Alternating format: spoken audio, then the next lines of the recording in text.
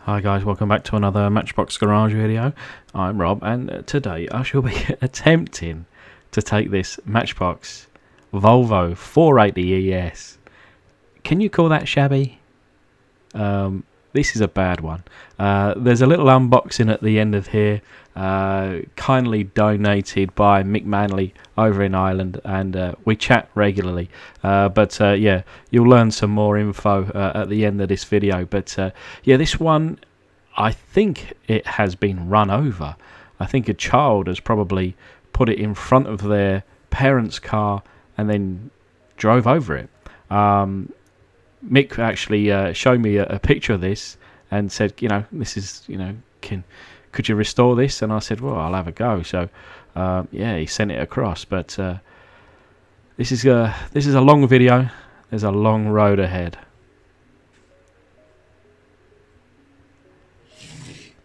But as you can see, it doesn't really roll.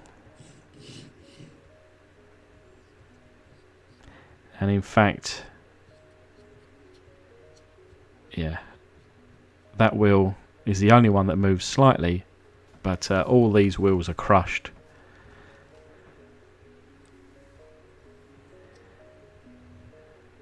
As you can see, the bonnet is crushed, the sides are overlapping, but it does read underneath Matchbox Volvo 480. You can see here the flange. I have removed it, and just going to pop it off here. We first remove these wheels. This is a kind of restoration plus attempt, but unfortunately these wheels are flattened out and busted, so I'll just have to go through my parts bin and find an identical but clean replacement. And this is the base. You can see on the front end there is some damage.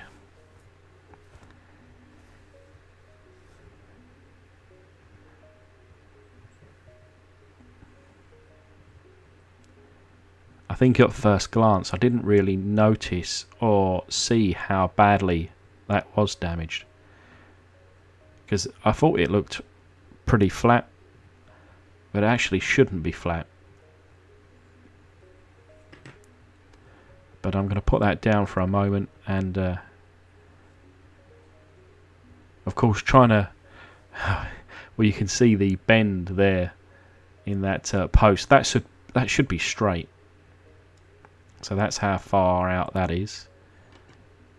The interior, there's the steering wheel, so we need to glue that back on later.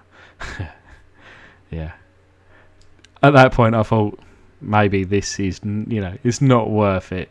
Don't put yourself through the stress and I actually thought, I didn't think this would be an easy one, but I didn't realise it would be so difficult and that it would take so many hours. But you can see a headrest there is gone. This is a left hand drive, so it is the driver's head that seems to have probably been removed in this car crash.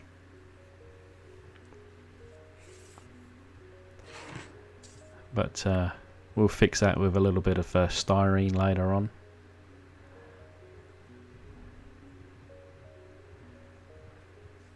The window here is held in by a little rollover post, so I'm just going to reach for my drill and 4mm drill bit.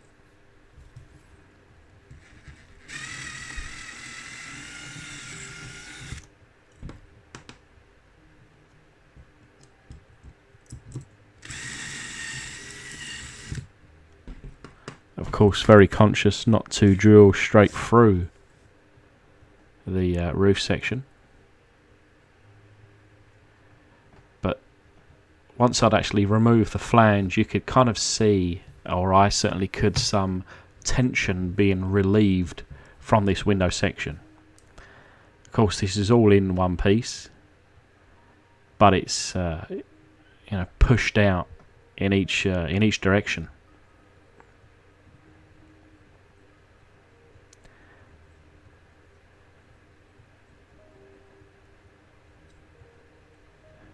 The aim of trying to remove this window section is that I don't break the casting any further, and nor the window section.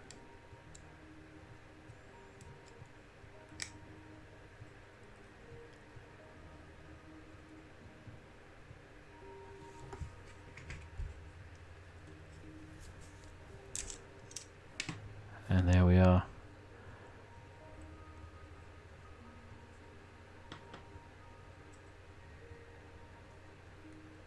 I think that's a bit of glue or something that's that I can just pick off there.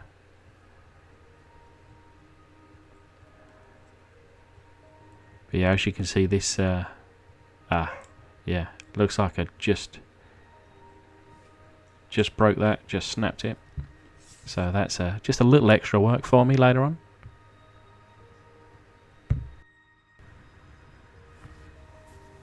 But now just kind of examining the car, see where I need to, of course, fix and bend it back and straighten it out. And there's a lot to consider, of course. The thing with die cast, I find, is that you bend it one way, you bend it back, and it snaps. Today is certainly no exception. But I'm going to bring in a selection of tools. You will see a bit of a messy desk with the amount of tools that I try to use. And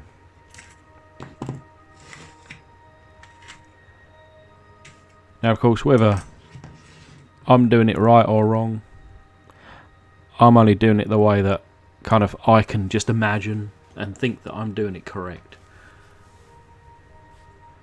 So if you do have any other kind of recommendations or advice, some tools that you would recommend, I'm all ears down in that comment section below.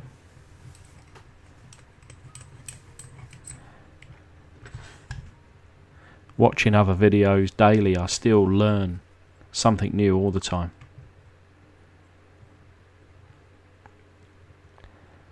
But yeah, as you can see, getting my vise here. Now, you can see that this, the doors or the sides of this had overlapped the base, and it should be flush with the base. It should sit on top of it, and the base kind of is part of the side structure, visible. So what I'm trying to do is, all in one go, squash this in, bring in the sides, so that ultimately it starts to become a bit square.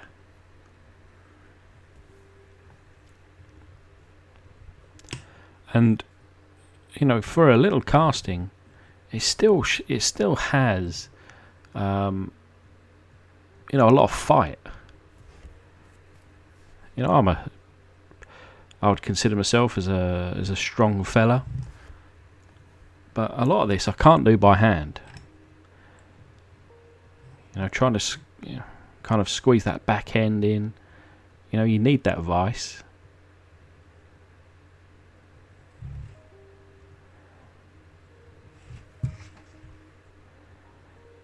Now I've got this little hammer here, and you can't see from this angle, but the roof is still very flat, so I'm considering to use it whilst in this vise and try to lift it up a bit. Just gently massage it.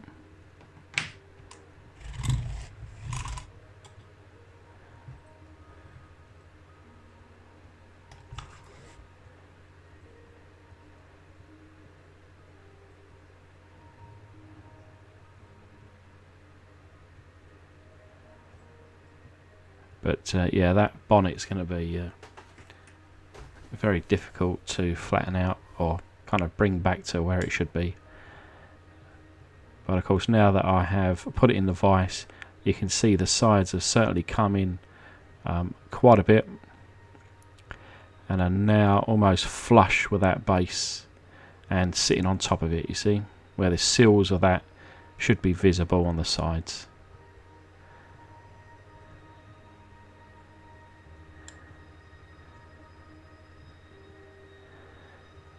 As I kind of work this casting, I notice new things as I go along,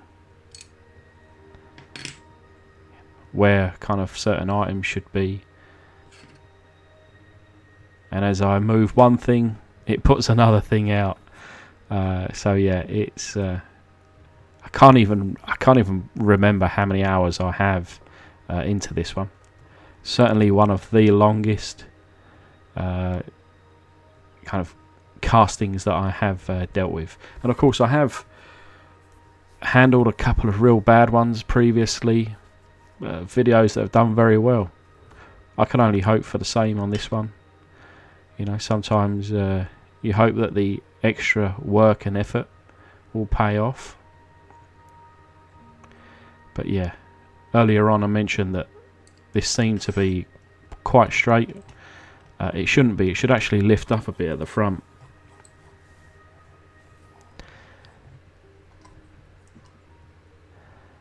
So I'm just going to gently move this here.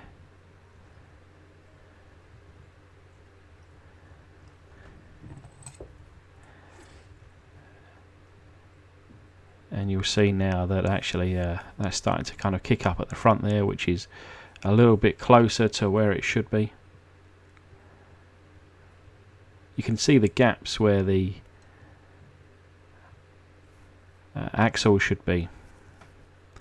They're starting to look a lot more similar. We're getting there. Like I say, it just takes a few millimeters at a time.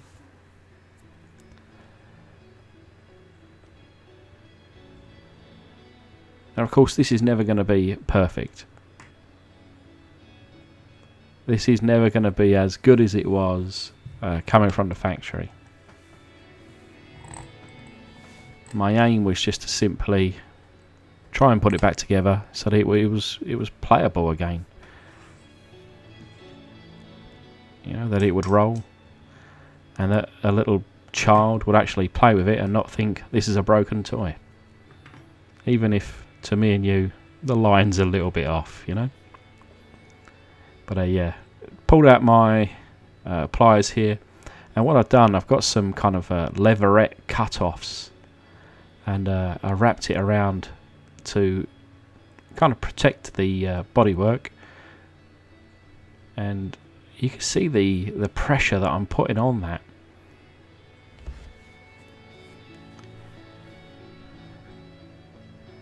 Just to try and get some shape back into it. Bearing in mind as well, I work in my loft area, and my wife and children are down below, usually asleep. But yeah, this is a good one. As you can see, I accidentally snapped it in half.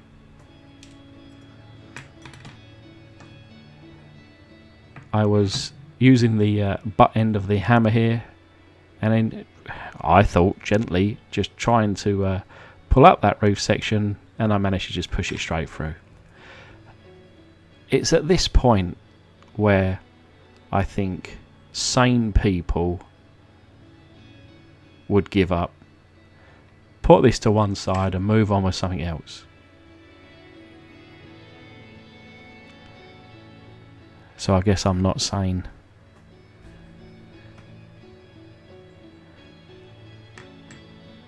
I might have cried a little bit though.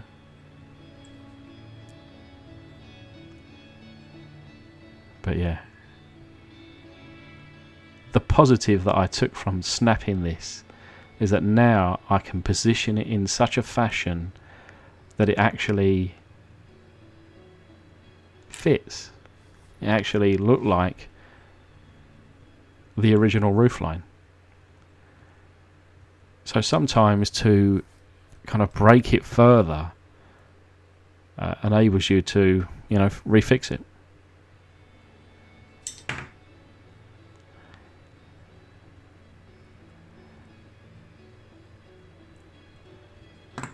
And this part here was never going to work. It needed to be. I need to put that in a vise and straighten it back out because it's actually bent the other way now.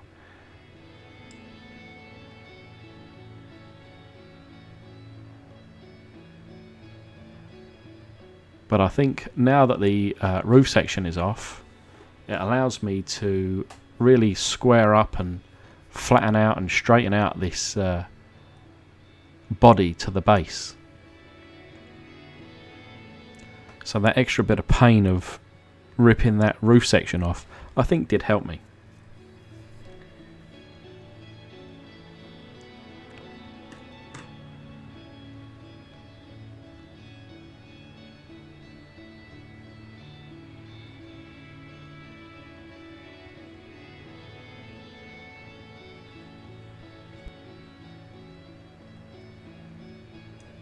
But I've been playing with it and kind of bashing it and pushing it and twisting it and all sorts, and I think we're pretty straight now. The front end, you can see it's flat on one side and raised on the other. The problem is the bonnet section here.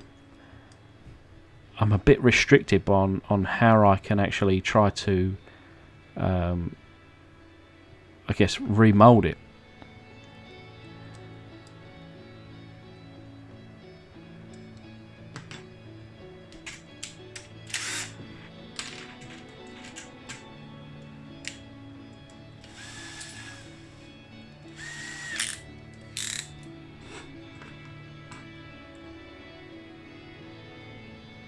Now, what I want to do is drill down the centre of the post. I think my thought process was, if I can get a screw in where the hole in the base was, and of course the tab on the rear, if I can actually attach now the body to the base, and so that it kind of centralises, I can, maybe that would give me further, if I can, rather than kind of twisting and bending and pushing and pulling on the base separately to the main body, if I was to do it as a complete casting, then they will mould to each other. So I think that was where I was coming from.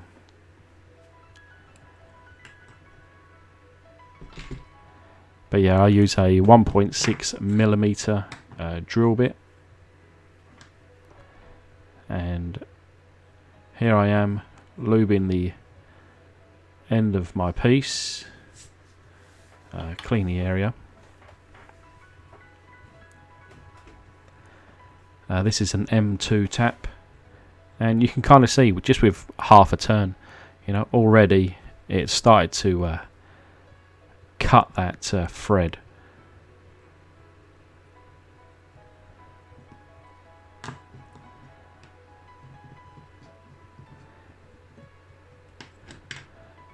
And as I mentioned, I think in a previous video, please do clean the end of your piece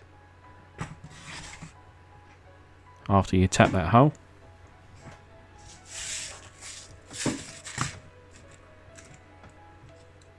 Here's my little box of screws.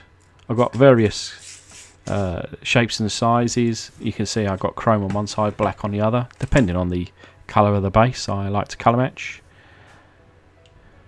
But these are sold as laptop screws. They're M2 laptop screws.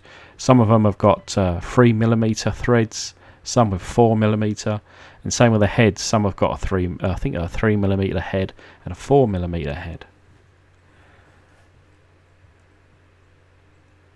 I think the 3mm on the thread is just perfect. The 4mm can be a little bit too long sometimes, but then I like the larger head, the 4mm head. The smaller one sometimes is just not big enough. It just goes straight through the hole and doesn't keep on the base. But yeah, as you can see, I've now screwed that in, and I feel like I can actually get somewhere. And you'll notice on this rear bumper where the actual casting itself is just not square. So that needs to be rectified. And one of the telltale signs was where the body against the lower end, where the arches are, you can see like one side is flush and the other is not. But yeah, I finally got it squared, and I wanted to work a lot more on this bonnet to kind of bring it back into shape. But because of the bits on the underside here, it was stopping me from doing that. So I'm going to take this off. And I wasn't meant to take this last piece off. I wanted to take all these other bits. And while trying to straighten this out, it did snap. But again, it's no big deal. I can glue this on later on. It gives me that a little bit more room to work that bonnet.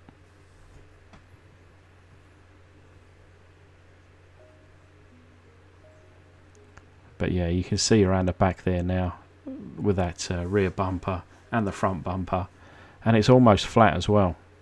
So we are, as I mentioned, just a millimetre by millimetre.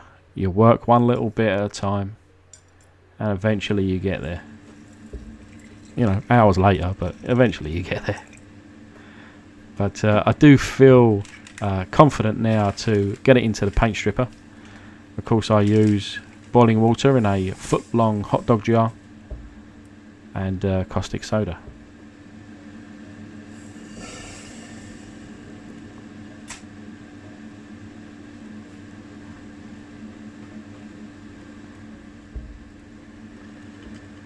So giving it a swishy swish, and using my second hand to have a look at this. To be honest, not a lot happened. This was some hardy paint.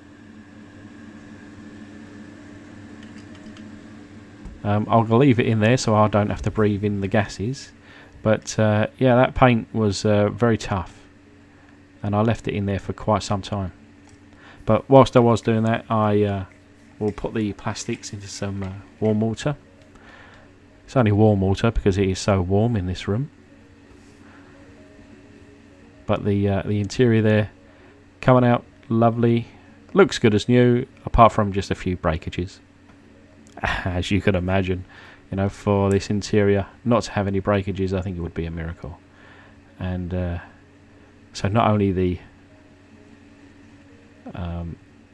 headrest, the steering wheel, but now the whole dash is just about to come off. So I shall reach for some super glue shortly. The window section here, you know, again, of course it's crushed. It should all be together. Now, this, I knew the window was a real pain in the bottom. It eventually went together, but then I had to cut it back apart again just to fit the car. Never mind. But yeah, the casting was in the solution for quite a while. I can't remember how long, but I'm going to guess for at least half an hour. And there is still some paint remaining, well, almost entirely over the base, but on the casting on the insides.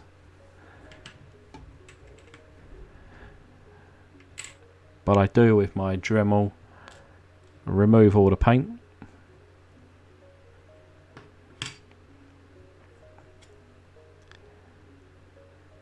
And now that the paint has gone, I can see there's further damage on this base.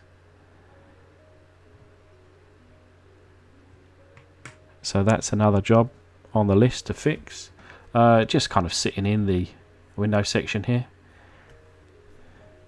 Do you know what? Even without the roof on, that was a real pain to fit. And I just knew it would be a pain once the roof was on.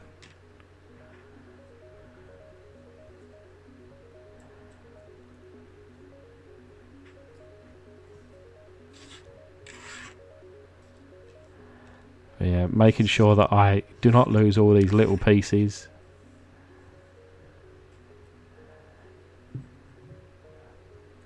Oh, one thing I didn't show, I did give the window section a polish up with some plastic polish before gluing it back into position.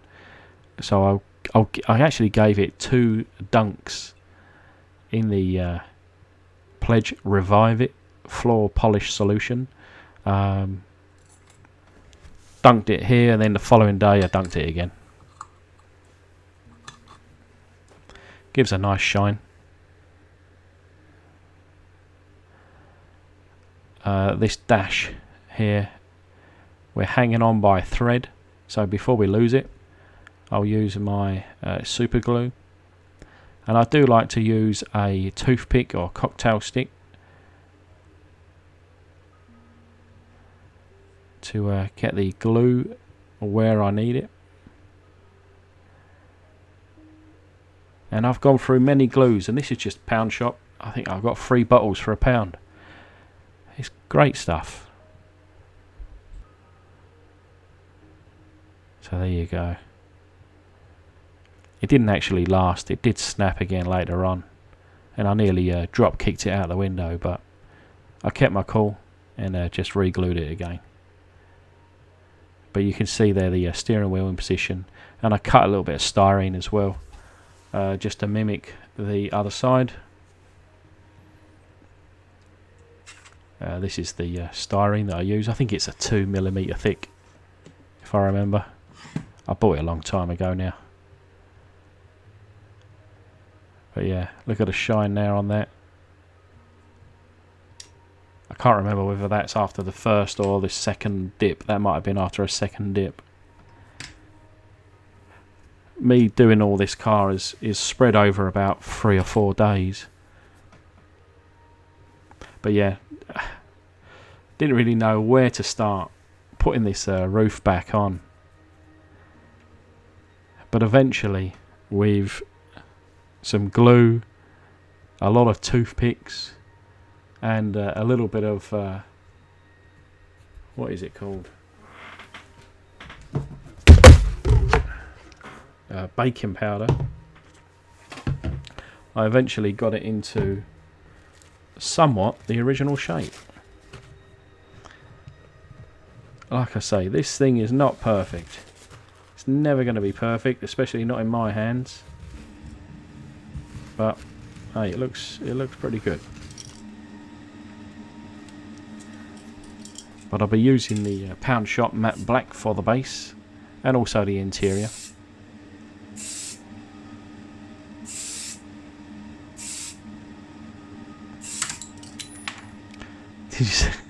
Did you see that? That was the interior. I had it on another set of forceps on a what do you call it? A magnet grip that's just out of shot, and obviously, however I held it, it didn't work, and yeah, it come off. So I found the piece. The actual main piece of the interior was in the inside there, but the actual dash flew across the room. But yeah, I repainted it off camera. And then the main casting here, I rubbed down some of the rough edges, and we'll go over it in white primer. This is quite a thicker primer. I went with 2 coats of primer, 2 coats of paint and 2 coats of clear. And it's quite thick, the paint, but I feel like the paint adds, well, there's 2 things. It tries to hide some of the imperfections, almost like a filler, but also it adds strength just to try and keep this thing together. But yeah, we're going to be painting it the original white.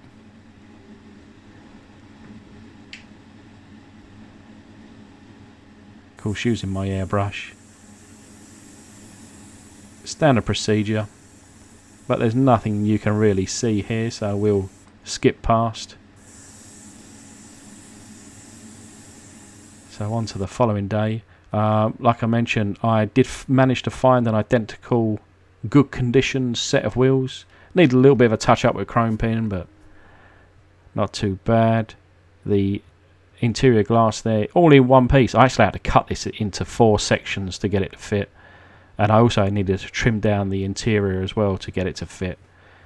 Like I say, this car's not perfect, but it looks pretty good like it is.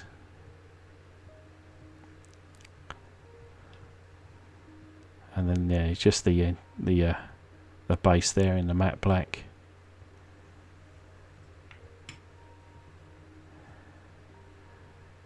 There's a lovely shot. Look at that shine. Isn't that beautiful? All you got to do is just squint, and this is perfect. But I'm going to put it together off camera, add a few little extra details. But this is what it looked like. Remember that half an hour ago? But yeah, this is the result. So you can see that I've added some light details and indicator details. Yeah, the base is not exactly square, looking at it there. But coming around to the side, the amber as well in the indicators. But the base now relatively lines up. The roof line is relatively straight. The windows sit relatively square. A little bit of red paint in those rear lights, and a little bit of chrome on that rear hatch. But I'm glad that I spent the time and put the effort in trying to bring this one back to life. I'm going to be keeping this one with all the hours that I put into it. Plus, I fear if I put this in the post, it would come apart. But anyway, I hope you enjoyed it. But massive thanks to my patrons. And thanks to everybody else for watching. Thanks again, Mick. But for everybody else, please stick around for the unboxing. Hi guys, welcome back to another Matchbox Garage video. I'm Rob, and today we have a little unboxing. Now I've been expecting this one. This one comes from Mick Manley over in Dublin, Ireland. And apologies if I try to replicate the accent there. I was in Dublin a couple of years ago. Beautiful city, and I had a wonderful time.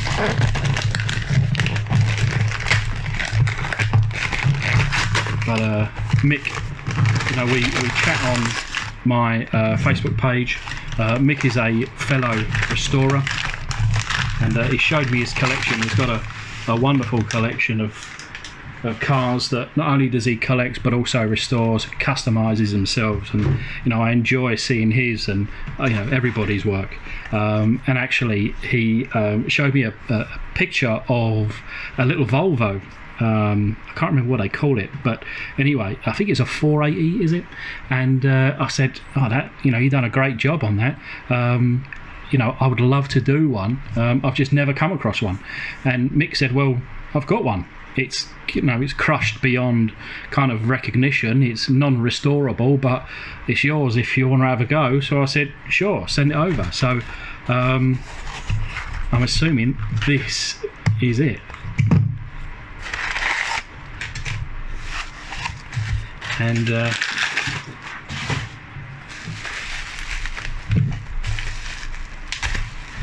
let's see what kind of state it is in. Yeah, that is in quite a sorry state. It's it looks like well, of course it's been flattened. My guess is that a young child has put this under his parents' car and driven over it. But would you believe the window section, not sure, but it may be salvageable. The actual A-pillars are intact. The base is a bit crooked, but oh, there you go. So indeed it is a Volvo 480ES, and he said it was unrestorable. Parts of me wants to agree with him, but of course part of me wants to just give this one a go. Yeah, let's give it a go, see if we can restore this one.